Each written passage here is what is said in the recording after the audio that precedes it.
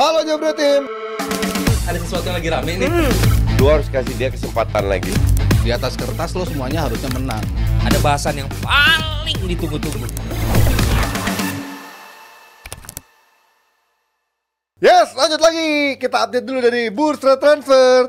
Oh, nggak ada bumpernya. Ini kita udah nggak ada sponsor ya. Kita update dari bursa transfer yang lagi ngomongin bocah fenomenal bernama Arda Güler yang diminati Leverkusen untuk dipinjam. Güler. Setelah kemarin main cukup bagus bersama Turki di Piala Eropa, mungkin sekarang waktunya Güler untuk mendapatkan menit bermain lebih banyak di musim depan. Tapi pertanyaannya, apakah di Madrid dia bisa mendapatkan menit bermain lebih banyak atau justru dia akan lebih memilih bermain bersama Leverkusen yang belum tentu juga mendapat jaminan menit bermain di bawah pelatih Xabi Alonso. Gimana menurut lo di seorang Arda Güler? Güler lebih posisinya lebih enak di mana? Lu bercanda apa serius itu di Güler? Awalnya bercanda. Awalnya bercanda. Tapi jadi enak tuh. Güler terus kayak Joakim lo. Salaman lagi. Dicium lagi. Gimana menurut lo seorang Arda Güler kan sebenarnya di Turki ternyata membuktikan dia bisa loh bermain di level senior gitu kan. Kenapa dia nggak ada menit bermain lebih banyak gitu? Ancelotti mirip-mirip sama Pep ya gitu. Gua nggak bisa menjamin lo bakal menjadi starting line up di tim gua gitu. Dan rata-rata pemainnya fine-fine aja dengan itu gitu. Kecuali Cancelo di City. Dan Arda Güler pun gue rasa dia yakin dengan proyeksinya Ancelotti musim depan gitu. Walaupun kalau sampai ada opsi peminjaman ke Leverkusen, it make sense juga buat gue karena under Xabi Alonso dan kemungkinan paling besar juga Xabi Alonso akan pergi ke Madrid 2 musim dari sekarang, dan dimana kalaupun emang ini bakal menjadi gambling untuk Arda juga kalau emang lu bisa perform under Xabi Alonso di Leverkusen. Masa depan lu cerah nih. Masa depan lu cerah. Karena mungkin bisa ditangani pelatih yang sama juga. Yes, gitu, ya kan? gitu. Dan menariknya lagi adalah formasi Leverkusen itu justru lebih cocok dengan Arda Güler seperti di Turki juga. Iya, suit Jepang apa suit Cina. Ya, di mana 3-4-2-1 narrow number 10 double narrow number 10 juga, di mana ya Arda Güler bisa cutting inside, bisa bantu melebar juga kalau dia duet sama Frimpong nanti di kanan. Bisa shoot jarak jauh juga. Jadi kalaupun sampai di loan ke Leverkusen karena dia pengen dapat jaminan main menit bermain yang juga cukup. Ini make sense juga. Cuman kalaupun sampai dia cabut, gue yakin musim depan pun bakal dibutuhkan sama Ancelotti gitu. Dan dia pun perkembangannya pun dari musim lalu kan jelas. Awal musim cedera, tapi setelah Januari atau Februari begitu masuk lagi udah perform. Jadi buat gue ini either opsinya bagus dulunya buat Arda Güler. Main muda pasti butuh menit bermain yang sangat banyak, Mas. Selalu ada dilematis antara menit bermain yang banyak atau lo stay di tim yang mungkin di bawah pelatih yang mungkin bisa memberikan percayaan step by step, tapi nggak ada jaminan juga karena kan dengan menit bermain yang cukup dengan menit bermain yang pas-pasan, waktunya sedikit untuk dia bisa membuktikan dia ternyata bisa step up gitu. Menurut lo untuk Arda Güler gimana? Karena Madrid kan sekarang nggak kekurangan talenta, walaupun mungkin rotasi itu selalu bisa diberikan, cuman kan nggak kekurangan talenta untuk bisa Arda Güler bisa step up, kecuali mungkin badai cedera gitu. Menurut lo gimana? Gue nggak tahu apakah ini tuh berpengaruh sama penampilan dia di Euro. Apakah dia langsung merasa wah level gue udah naik nih, level gue layak ada di tim utama. Sebelum turnamen dimulai dia bilang next season gue akan tetap stay di Madrid. Gue akan tetap percaya sama Ancelotti untuk memberikan jam terbang, entah itu posisi inti ataupun enggak gitu. I will fight for posisi inti. Itu yang dibilang si Arda Güler sebelum terjun ke Euro gitu. Nah, apakah ketika pulang dia akhirnya berubah pikiran? Ketika ngobrol lagi sama Ancelotti masih bilang kayaknya gue belum bisa ngasih first team football jaminan untuk main di first team football gitu. Ya paling realistis, walaupun gue rasa dia masih pengen untuk stay di Real Madrid karena memang potensi Real Madrid musim ini ya lagi-lagi bisa La Liga, mungkin bisa Liga Champions lagi. Adalah hal yang pasti dinantikan juga sama si Arda Güler juga untuk tampil di Madrid di musim ini. Dan Ancelotti adalah pelatih yang gua rasa paling tepat lah untuk bisa memunculkan seorang pemain kapan lo harus dimainin kapan enggak. Tchouaméni begitu masuk, Camavinga begitu masuk, lu kan nggak dikasih jam terbang langsung, lu kan dipirit-pirit selalu kan dirotasi satu aja yang dimainin di antara Kroos sama Modric, nggak pernah mereka bermain jarang lah mereka bermain langsung berbarengan gitu. Tapi kan end up-nya lu lihat mereka jadi pemain seperti apa gitu kan setelah dipirit-pirit oleh Ancelotti. Nah, ya sih gue harapkan Arda Güler menantikan itu gitu. Kapan lo dimainin, dan kalau lo memang lebih bagus dibandingkan Rodrigo misalnya, ya siapa tahu lo akan ditaruh di posisi itu lebih sering dibandingkan si Rodrigo gitu. Jadi untuk bertahan menurut gua akan menjadi hal yang lebih oke untuk karir dia gitu. Walaupun dia nggak bermain secara reguler gitu, masih supporting itu karena usia dia pun masih muda, gua rasa nggak ada something yang dikejar buat dia untuk bisa gua harus main terus kan. Sementara kalau ke Leverkusen setelah mungkin dia ngobrol lagi dan Ancelotti nggak ngasih kesempatan itu, ya salah satu opsi yang kalau paling tepat untuk dipinjam ya memang ke Leverkusen gitu loh. Karena ya tadi base-nya Aldi bilang si Alonso akan cabut ke sana dan gue yakin juga Alonso akan menjadi next pelatihnya Real Madrid. Untuk bicara rotasi akan sangat mungkin dikasih oleh Alonso karena kan di Leverkusen rotasinya luar biasa. Lo lini depan tiganya aja lo nggak tahu siapa yang dimainin kan. Kadang Schick bisa main, kadang si Hoffman bisa main, si Wirtz aja nggak selalu jadi starter. Boniface aja kadang nggak main juga. Iya, Boniface juga secara bergantian sama si Schick kan maksudnya yang menjadi starternya. Jadi siapa aja tuh bisa dimainin sebagai starter. Pekan berikutnya komposisinya beda lagi, terutama yang di tiga depan itu ya. Sementara tengah sama itu ya practically sama lah ya si Tah si apa Tah nggak jadi pindah ya? Kayaknya enggak. Kayaknya mau ke Bayern kan katanya. Lini belakangnya tuh kan tetap akan itu si Frimpong sama si yang kanannya siapa lagi? Gue lupa deh yang di kiri siapa tuh si Grimaldo. Itu yang kanannya mengganti Frimpong. Rotasi gue sampai lupa. Ya itulah namanya. Iya. Yang mana? Jerman juga ya? Iya, Jerman juga. Bukan yang sayap kanan, yang bek kanan. Stanisic. Kok Stanisic? Kasunu. Kasunu. Lupa. Itulah pokoknya.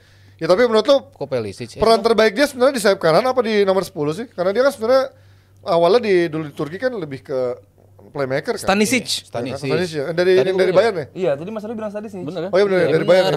Oh dia mah Kroasia, ini Jerman ya? Stanisic bener di kanan. Kroasia ya? Iya. Menurut lo dia peran nomor 10 apa winger sih sebenarnya? Apa yang dia bisa semua. Inverted. Di posisi 10 bisa, di posisi 11 ya, kalau di Madrid sih nggak mungkin nomor 10 ya, ada Bellingham. Ada Bellingham di situ.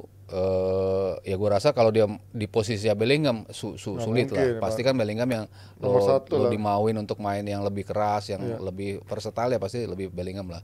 Tapi untuk yang posisi-posisi ya kayak Brahim Diaz ya, kan. Dia akan berebut sama Brahim Diaz nih kayaknya ya. Yang di sisi kanan tuh Rodrigo, Brahim Diaz sama Arda Güler sih gue rasa di posisi itu gitu. Jadi belum kalau Mbappe mungkin coba di kanan ya. Brahim Diaz. Tahan kan. Belum kalau Mbappe mungkin coba di kanan kali ya. Mungkin kalau Vini di kiri, Mbappe tengah kayaknya gue bilang sih.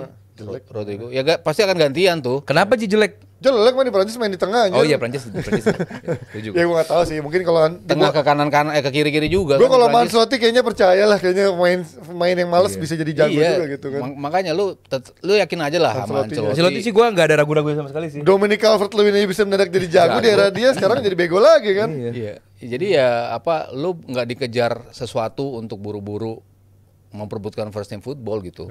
Lo kalau walaupun mungkin beda posisi ya, tapi ini kan mungkin pemain yang wonderkid juga dulu pernah Odegaard juga di Madrid. Menurut lo dia akan nasibnya kayak Odegaard atau menurut lo dia akan lebih smooth daripada Odegaard lah? Odegaard kan setelah dipinjamkan beberapa kan. Betul, butuh waktu bahkan juga. Banyak yang bilang dia kayaknya pemain YouTube doang nih gitu kan.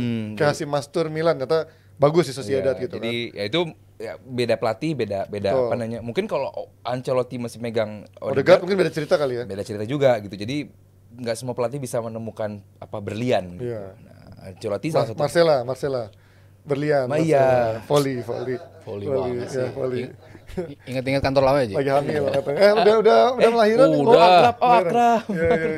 Kita pernah ini apa? Komentator bareng. Oh, dia gestur tangan sama suaminya juga. Iya enggak. Soalnya pemain gua komentatorin gitu. Ya gitulah. Jadi buat gua kalau ya Odegaard under Ancelotti pun gua yakin bisa jauh lebih perform. Karena walaupun dia bawah under Arteta pun dia perform, cuman kalau di-compare sama Ancelotti dia. Tapi kalau Odegaard sekarang menurut tuh kalau main di Madrid udah cocok belum secara kualitas? Bisa. Cocok. Udah naik level. Udah bisa gantiin perannya Kroos atau Modric. Ganti Modric itu bisa. Kenapa enggak di bawah Ancelotti ya? Karena menurut gua sekarang di bawah Ancelotti ya. Iya sih. Dan lanjutannya sama Xabi Alonso lebih yakin lagi gua. Iya benar. Manajemen Xabi Alonso gimana, Mas? Oke dong. Oke juga. Iya makanya jadi gua sih Madrid kan gue bilang ini fans Madrid sedang berbahagia karena mereka di track yang sangat amat tepat. Udah mereka teruskan apa yang Florentino Perez pengenin aja udah. Ini bagus banget Madrid ininya proyeksinya. Sebaliknya Barcelona. Ya, itu lagi. Patungan dia.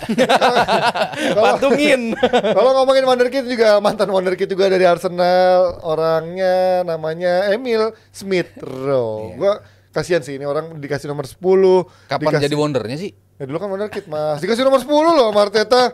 Enggak dimainin nah. Emery ngasih ya? Oh iya Emery yang ngasih nomor. Wonderkidnya levelnya apa? Acuannya untuk dia jadi wonder. Nomor 10. Media Inggris udah. Oh iya. Nah, cocok nih kalau media Inggris. Iya, nomor 10. Semua juga the new starlet. Iya sih. The next ini, the next itu. Tapi lumayan lah, awal muncul kan dia secara individualnya. Sebelum cedera oke banget. Yeah. Layak oleh nomor 10 bener. Gue sih suka banget Smith Rowe. Nggak aneh juga waktu gue bikin just tip jersey Arsenal, nama Smith Rowe tuh paling banyak di order gitu. Pasti fans Arsenal berharap suka banyak banget. lah. Pemain akademi pula ya kan, gitu. Karena kayak Rashford lah gitu. Yeah. Jadi dibanding dulu lu lihat Bukayo Saka awal-awal mungkin kan kayak gue sih ngeliatnya kayak Harvey Elliott gitu. Enggak Mas, beda Mas. Iya gitu. Secara role model figurnya tuh ini lebih kayak wah ini kayak the next number 10 yang mungkin akan menjadi memimpin lini promising depan, ya, promising banget. Tapi kan nggak panjang. Enggak, kan karena cedera itu Mas. Iya, itu. Nanti balik lagi ke dia. Patrick Vieira baru aja. kan? Iya, begitu cedera. Patrick Vieira. Gitu. Ini juga Smith Rowe unlucky lah gitu. Dulu yang dari Arsenal ke Barca siapa yang posisinya Alexong. Yang mau dikasih piala sama Puyol. Langsung nggak bisa ngapa-ngapain. Iya, jadi buat gua ya unlucky lah Smith Rowe, dan buat gua justru dari musim lalu sebenarnya Smith Rowe ini harus cabut dari Arsenal gitu, karena pemain kayak dia ini sayang kalau kelamaan jadi bench warmer, dia harus main di first team. Baru 23 ya? 23. Masih muda banget, 23, kayak Bukayo masih umuran 24-23. Gue lebih bilang jagoan Luke Wilshere gitu loh. Dulu di Arsenal tuh lebih jelas gitu loh. Iya.